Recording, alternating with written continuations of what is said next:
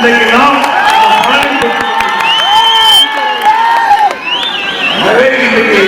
அப்படி திறமை வாய்ந்தவர், உழைக்கக்கூடியவர், மக்களுக்கு நிம்மதி கரூர் மாவட்டத்திலே சிவசாமி என்றால் அவர்களிடம் முத்திரை பதித்தார்.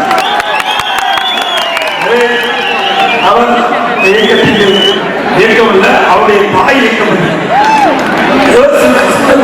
எழுதிய உணர்வுடைய அவர் குறிப்பிட்ட பொழுது அந்த உள்ளத்தில் இருந்த வார்த்தை அனைத்து திராவிட முன்னேற்ற கழகம் எழுச்சி பெறும், வீரர்கள் பெறும் அந்த இருவரும் தலைவர்கள் அந்த கனவை உருவாக்க வேண்டும் என்று அவர் மனத்திலே இருந்து வருகின்ற வார்த்தைகள் இன்றைக்கு நாம் மதிப்பதை நாம் பார்க்கிறோம். அவர் அதற்கு உழைத்து இன்னும் இந்த கரூர் மாவட்டம் வளர்வதற்கு அவருடைய பங்கு அதிகம் என்ற நேரத்தை தெரிவித்து இந்த 4 தொகுதிக்கு ஒன்று கரூர் சட்டமன்ற தொகுதியை பொறுத்தவரைக்கும் மரியாதைக்குரிய சோதரர் எம்ஆர் விஜயபாஸ்கர்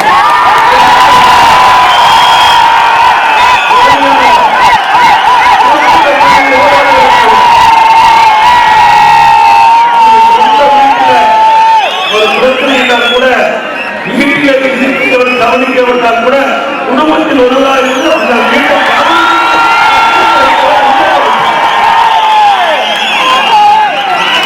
அப்படி சிறந்த வேட்பாளர் அவர்கள் போக்குவரத்து துறை அமைச்சரை கொடுத்து மிகப்பெரிய ஒரு இனாத்தாரை கொடுத்து நன்மையும் பெற்றவர் விஜயபாஸ்கர்.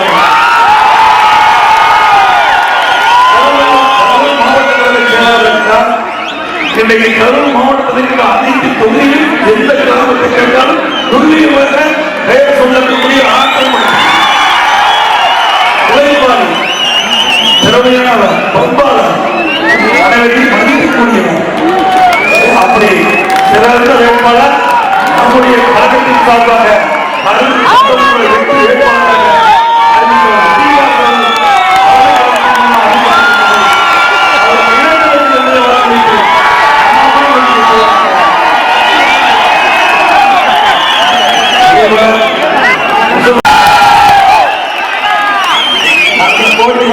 கோட்டையாக மாற்றுவதற்கு அறிவித்தோர் குட்டுக்குமாரவர்களுக்கு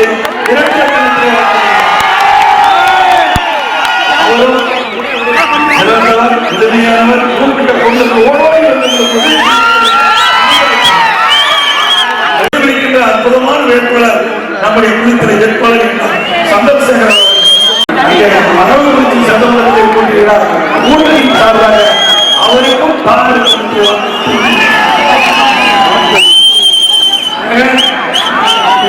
அனைத்து அண்ணா திராவிட முன்னேற்ற கழக இயக்கம் தோற்றியதிலே பொன்மனச்செம்மல் புரட்சித்தலைவர் எம்ஜிஆர் கட்டி காத்தது புரட்சித்தலைவர் அம்மா. தலைவர்கள் தெய்வமாக மாறக்கூடிய தலைவர்கள், சாதாரண தலைவர்கள் அல்ல. எத்தனையோ கட்சி இருக்கின்றன, தலைவர் இருக்கிறார்கள். அந்த தலைவர்கள் பதவிக்கு வருகிறார்கள், வாழ்கிறார்கள், இறக்கிறார்கள். ஒரு மனிதன் குறைக்கின்றான், வாழ்கிறான். அதை இடைப்பட்ட காலத்திலே மக்களுக்கு என்ன சேவை செய்தாரோ அதுதான் மக்கள் மனதிலே கிடைத்திருக்கும். அப்படி ஆரம்ப காலத்திலே சேவை செய்த தலைவர்கள் பொன்மனச்செம்மல் புரட்சித்தலைவர் எம்ஜிஆர் மறைந்தாலும் மக்கள் மனதிலே வாழ்த்து கொண்டிருக்கின்ற தெய்வங்கள் என்பது தலைவர். அவர்கள் இந்த நாட்டு மக்களுக்காக உழைத்தார். அதே நாட்டு மக்களுக்கு உழைத்த தலைவர்கள் தோற்றுவித்த இயக்கம் அதே இயக்கம் ஒடுக்கப்பட்ட சுத்தப்பட்ட எளியல் தாக்கப்பட்ட கடை தோட்டத்தில் இருக்கின்ற ஏழை மக்கள் கூட ஏற்றுக்கொண்டார் என்று சொன்னால் பொன்மனச்செம்மல் புரட்சித்தலைவர் தோற்றுவித்த இயக்கம் அதிமுக இயக்கம். அரசு புரட்சித்தலைவர் அம்மாவின் இணையாப்பதை போல காத்து எல்லாமான திட்டங்களை நாட்டிலிருந்து வாழ்ந்து உள்ளது. இன்றைக்கு இந்தியாவிலேயே தமிழகம் ஒரு சிறந்த மாநிலம் என்ற கட்சி என்ன கான்ட்ராக்ட் கம்பெனி. கான்ட்ராக்ட் கம்பெனியில யார் வேணாலும் ஷேர் பண்ணலாம். செட்டு போய் ஷேர் பண்ணுங்க.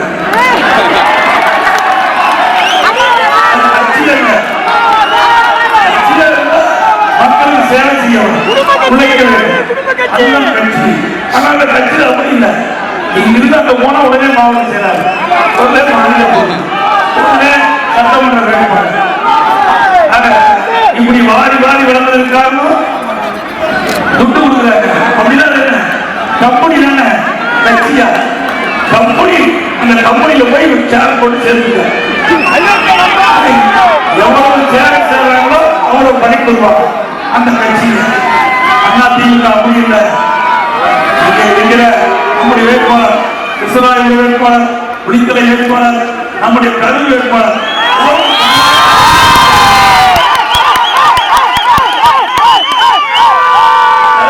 சாதாரண குடும்பத்தைச் சேர்ந்தவர்கள் உயர்ந்த நிலைக்கு வர முடியும். ஒரே கட்சி அந்த இடத்திற்கு வர முடியும். அது அதிமுக தான் முடியும்.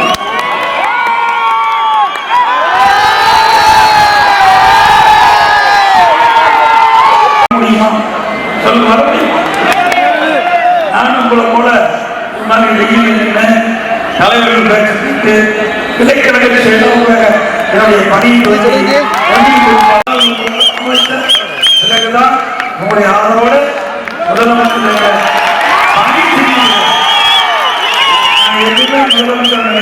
இருக்கிற மக்கள் முதலமைச்சர்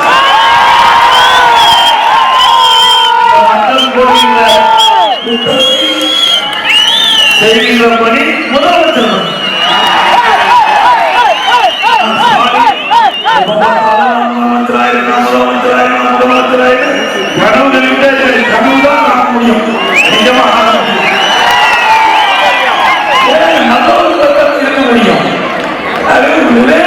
ஒரே ஐந்தாண்டுல 2 சின்னத்துல போயிட்டு வரலாம்.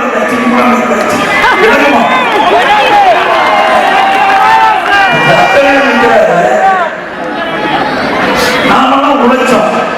நாமெல்லாம் 4 பாடுபட்டு சகோதரர் போக்குவரத்து அமைச்சர் பாடுபட்டால் இங்க இருக்கிற அத்தனை பேரும் விரோதம் பாடாமல் பாடுபட்டு வெற்றி பெற செஞ்சோம். இந்த கட்சி கவிகளுக்கு ஓடி போனோம்.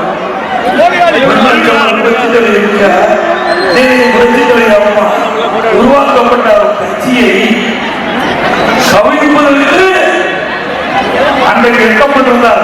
இன்றைக்கு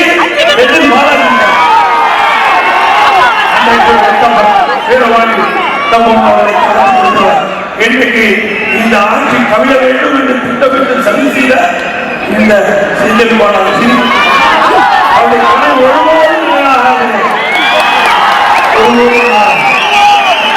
என்றைக்கும் தர்மம், நீதி, உண்மை இதுதான் என்ற சரித்திரம். அதற்கும் என்ற சரித்திரம் கிடையாது.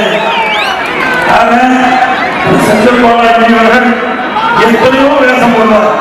அவர் போடுற வேஷம் கொஞ்சம் சொல்ல ஒவ்வொரு முறையும் ஒரு திட்டம் பண்ணுவார். நான் ஏமாந்துடாதீங்க. நம்முடைய விஜயபாஸ்கர் அதெல்லாம் தெரியாத ஒரு வெகுளி, நல்ல மனிதர்.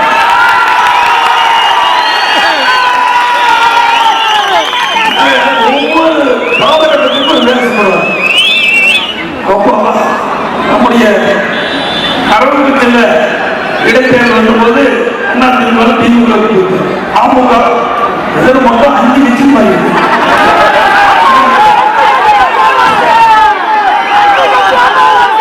5 கட்சிக்கு மாறிய வேட்பாளர் திமுக செந்தில் பாலாஜி.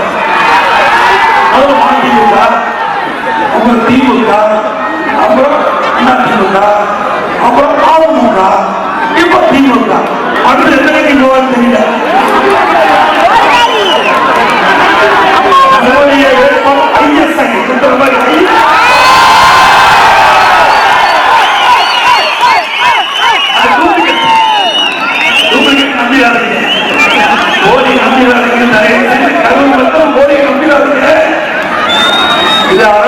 சட்டமன்றத்தில் போட்டியிடும் போது எப்பவும் பொய் பேசினார்.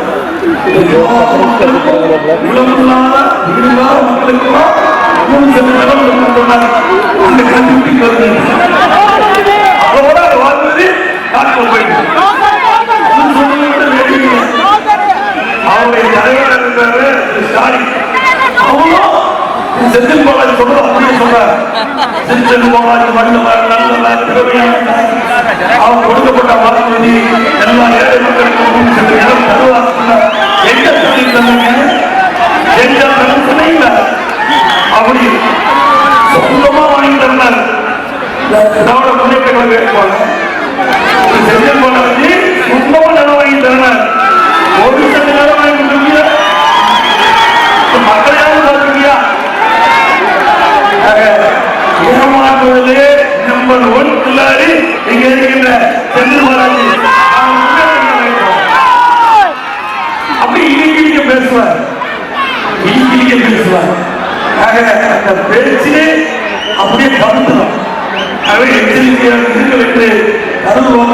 வார்த்தைகளை அன்போடு கேட்டுக் கொள்கின்றேன்.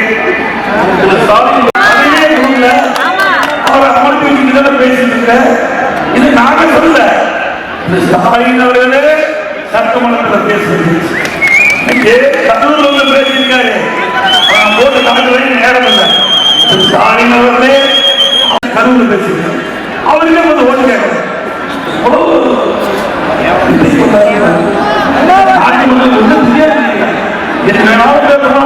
எப்படி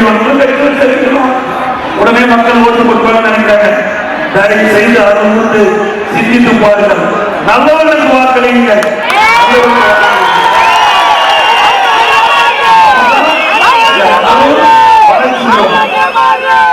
கரூர் மக்களுக்கு தேவையான திட்டங்கள் கிடைக்கும். பச்சோந்தி போது அடிக்கடி நிறமாறுகிறார்கள், கட்சி மாறுகிறார்கள். அவருக்கு வாக்களிப்பார். பச்சோந்தி நிறமாறி போல நிறமாறி போய்விடுவார். மக்களை மறந்துள்ளார். மக்களை நினைக்கிறவர் மக்களுக்கு துண்டாக்குவது மக்களுக்காக உழைக்கிறது. அடுத்த விஜயபாசவர்களுக்கு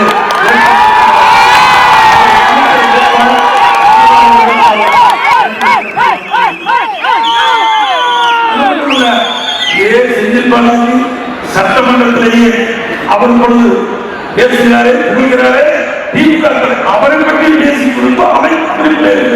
அது நீங்களே முடியாது, நீங்களே முடியாது.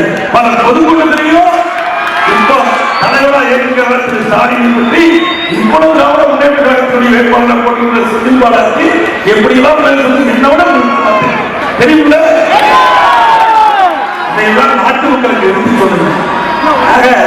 அவர்கள் எப்படி சேர்ந்திருக்கிறது மக்களுக்கு புரிவிச்சாலும் போதும். டெபாசிட் வாங்க மாட்டார். நம்முடைய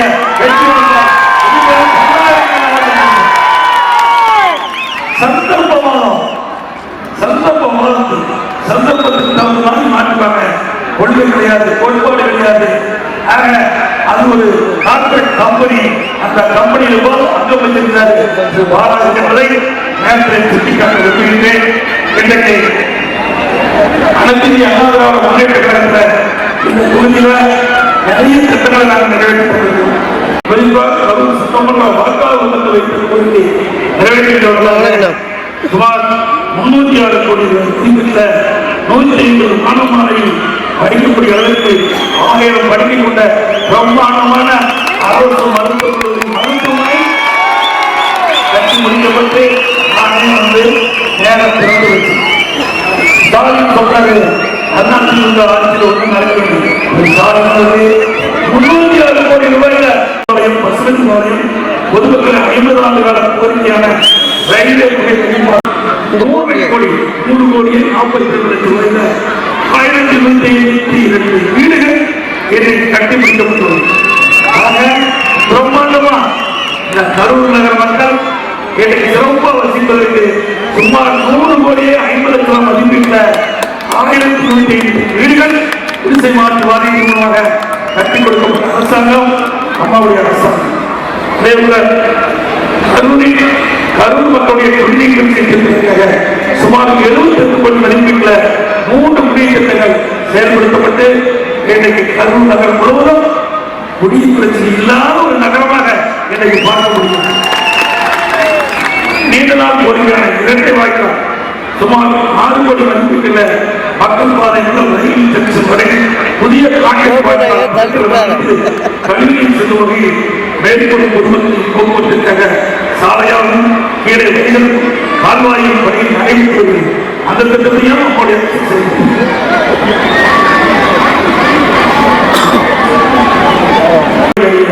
விபத்துகளை குறைக்கும் வகையில் உயர்மட்ட மேம்பாலம் அமைக்க நடவடிக்கப்பட்டு பணிகள் விரைவில் தொடர உள்ளது.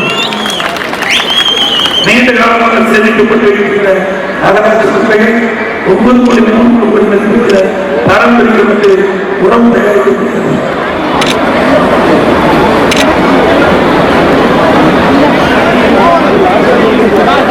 ஆத்தூர் மண்மக்களும் பிரம்மக்குறிச்சி ஆகிய 3 ஊராட்சிகளுக்கு 8 கோடி ரூபாய் மதிப்பிட்ட கூட்டுப்பணி திட்டம் செயல்படுத்தப்படுகிறது. ஆண்டாங்கோயில் மேற்பார்வை ஊராட்சிக்கு 6 கோடி 150 ரூபாயில குடிநீர் திட்டம் செயல்படுத்தப்படுகிறது. பெரிய அமராவதி ஆட்சிக்கு சுமார் 15 கோடி ரூபாயில தடுப்பணை கட்டி முடிக்கப்பட்டுள்ளது. 2011 வரைக்கும் மாண்பு அம்மாவர்கள் தேர்தல் சுற்றுப்பயணத்திலே சொன்னார்கள், நான் முதலமைச்சராகி 3 ஆண்டு காலத்தில் தடையில்லா மின்சாரம் தமிழக மக்களுக்கு கொடுப்பேன் என்று சொன்னார்கள். அதிகமா இருக்குது. இப்படி அதிகமான மின்சாரத்தை உற்பத்தி செய்யும் விளைவு புதிய புதிய தொழில் தமிழ்நாட்டை நோக்கி வந்து கொண்டிருக்கின்றது. இன்றைக்கு 2019 அந்த ஆண்டு 2016 மாநாட்டில் கலந்து கொண்டு அவர்கள் தமிழகத்தில் தொழில் துவதற்கு 3,500,000 கோடி புரிந்துணர்வு ஒப்பந்தம் போட முன்வந்து 304 புரிந்துணர்வு ஒப்பந்தம் போட்டாங்க. 304 தொழிற்சாலை